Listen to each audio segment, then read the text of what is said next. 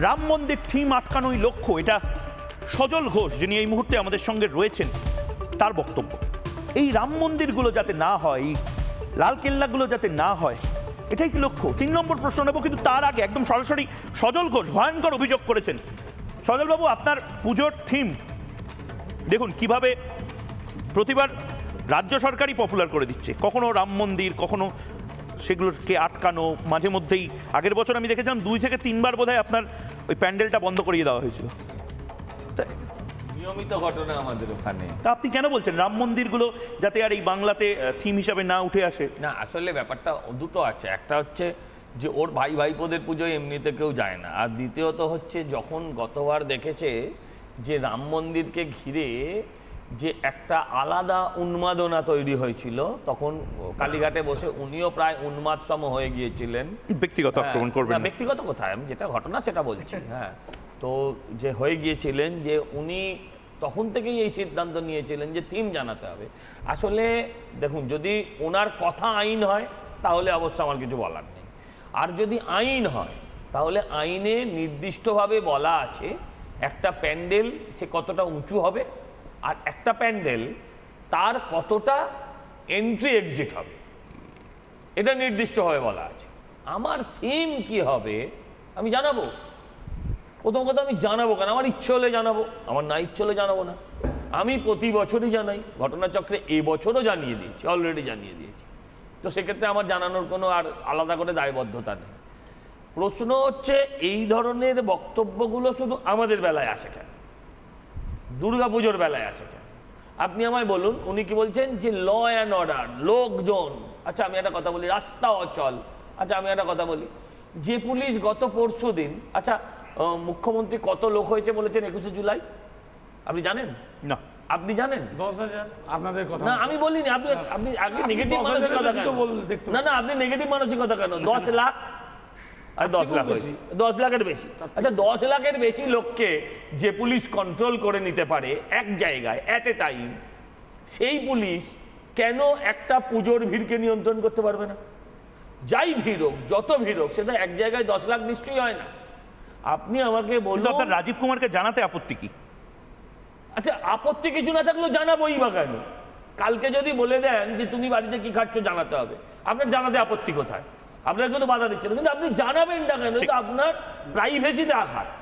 আমি ফিরদৌস শামীম ব্যাপারটাকে কিভাবে দেখছেন? মানে আমি বলছি, আমি কাল বলি যে এই রাজ্য সরকার জানতে চান যে কে কি পুজোর থিম, রাজ্য সরকারের পুলিশ একদম নির্দিষ্টভাবে পুলিশকে জানাতে হবে, মানে রাষ্ট্রযন্ত্র জানতে চায় ধর্মীয় আচার আচরণে আপনি কি থিম করবেন।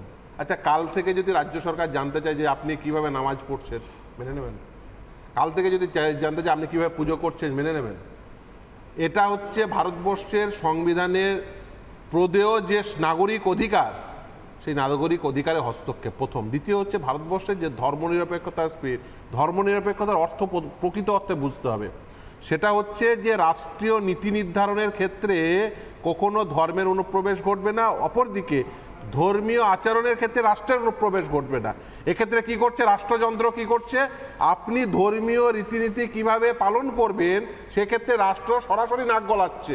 শুধু নাক গলাচ্ছে, সেখানে থেমে থাকছে না। প্রথমে অনুদান দিচ্ছে, অনুদান দিয়ে তাদের একটা মনে করছেন যে আমরা ভেট দিলাম মানে ডোল দিলাম মানে যা ইচ্ছা তাই করতে পারি, আমরা চাইবো কিভাবে পুজোর মণ্ডপ হবে, সেটা হবে। এটাও তো একটা ব্যাপার। আমি ধর্মীয় অ্যাঙ্গেলটা ছেড়েই দিচ্ছি, এটা সজল দ্বারা বলছেন। আপনি ভাবুন তো কতটা হাস্যকর। ধরুন রাজীব কুমারের টেবিলে একটা থিমের কনসেপ্ট এলো যেখানে লেখা আছে যে অ্যাকচুয়ালি সন্দেশখালিতে কি হয়েছিল, বা ধরুন যে চাকরি প্রার্থীরা কাঁদছে সেটাকে লাইভ ডেমনস্ট্রেশন করা হচ্ছে, ডিএ আন্দোলনকারীরা গড়াগড়ি খাচ্ছে, যারা প্যান্ডেলে ঢুকবেন তারা রাজনীতি মাথা নাড়া করছেন মহিলা, তাকে দুর্গা হিসেবে দেখানো হলো।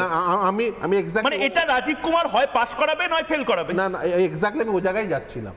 আমি ধরুন কেউ কালকে ধরুন মনে করলো কোনো পুজো কমিটি যে সে সন্দেশখালী থিম রাখবে, কেউ মনে করলো না আড়িয়া দহ থিম রাখবো, কেউ মনে করলো ধরেন চাকরি চুরি থিম রাখবো, কেউ মনে করলো ত্রিপল চুরি থিম রাখবো, কেউ মনে করলো যে চাল চুরি থিম রাখবো, কেউ মনে করলো না গরু চুরি বালি চুরি থিম রাখবো। সেটা তাদের ইচ্ছা। রাষ্ট্র কখনো বলতে পারে যে তুমি এই থিম রাখতে পারো বা পারো না? যে পুজো উদ্যোক্তা মনে করবেন যে ধরনের থিম তাদের রাখা প্রয়োজন বা তারা মনে করবেন যে তারা এইভাবে ধর্মীয় রীতিনীতি পালন করবেন, রাষ্ট্রযন্ত্র কখনো বলতে পারে যে না তোমাকে এইভাবেই ধর্মীয় রীতিনীতি পালন করতে হবে? কখনো এটা হতে পারে না। এটা সরাসরি রাষ্ট্রের ধর্মে আমি বলবো হস্তক্ষেপ। এবং ধর্মচারণের যে অধিকার, স্বাধীনভাবে ধর্মচারণের অধিকার এই আমাদের সংবিধান প্রতিটি ভারতীয় নাগরিককে দিয়েছে। রাষ্ট্র সেখানে কোনোভাবে হস্তক্ষেপ করতে পারে না। নাগরিকদের সংবিধান প্রদত্ত অধিকারে রাষ্ট্রযন্ত্র যদি হস্তক্ষেপ করে এবং এই ধরনের নোটিফিকেশন যদি করে, এবং আমি মনে করি সেটা যদি আদালতে চ্যালেঞ্জ হয় সেটা বাতিল নোটিফিকেশন এখনো হয়নি বোধহয়, কিন্তু আমি সুবিধার কাছে আসার আগে আমি আবার প্রতিক্রিয়াটা একবার শোনাবো।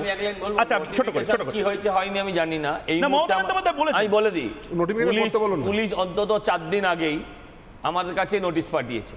কি পাঠিয়েছে? যে একদম ক্যাটাগরিক্যালি 4 দিন আগেকার তার ডেট তারিখ দিয়ে আমি সই করে নিয়েছি আমার পুজো কমিটির, যে এইগুলো করা যাবে না। এলইডি লাগানো যাবে না, হ্যাঁ, মাইক বা বক্স বাজানো যাবে না, হ্যাঁ, 200 ভলেন্টিয়ার আলাদা করে সকাল 8টা থেকে রাত্রি এই বিকেল 6টা থেকে সকাল 6টা অবধি মিনিমাম পোস্টিং রাখতে হবে।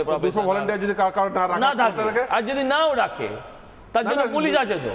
200 ঘন্টা রাখবে কেন? না বলছি একদম ক্যাটাগরিক্যালি বলে দিয়েছে। না এটা আপনাকে বলেই না, অন্য আমি অন্যদের কথা বলতে পারবো না। আমি সমীরদার কাছে যাব। সমীরদা, মানে এই নোটিফিকেশনের কথা বলা হচ্ছে, ফিরদৌস শামীম বলছে নোটিফিকেশন ইস্যু হলেই এটা কোর্টে চ্যালেঞ্জ হতে যাবে, কিন্তু মমতা বন্দ্যোপাধ্যায় নিজে তো মাননীয় মুখ্যমন্ত্রী, পুলিশ মন্ত্রী, তিনি পুলিশকে নির্দেশ দিচ্ছেন আমরা ধরে নিই ওয়ার্ড অফ মাউথ যদি হয় এটা নোটিফিকেশনেও রিফ্লেক্টেড হবে। আমি জানি না এটাকে উইথড্র করা হবে কিনা, কিন্তু মুখ্যমন্ত্রী মমতা বন্দ্যোপাধ্যায় ঠিক কি বলেছেন একবার শুনবো।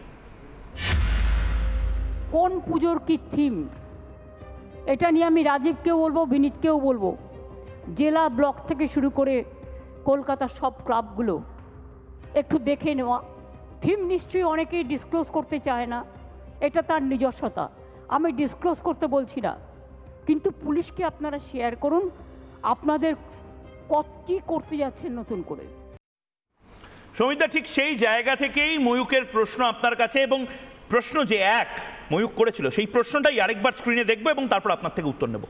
এই বাংলাতে এই মুহূর্তে হিন্দুদের জন্য কি ইমার্জেন্সি চলছে, জরুরি অবস্থা? সমীরদা, মানে এই জিনিসগুলো কেন? মানে কালকে তো যে বলবেন যে কি মূর্তি আনা হচ্ছে সেটাকেও পারমিশন নিয়ে পাশ করিয়ে নিতে হবে।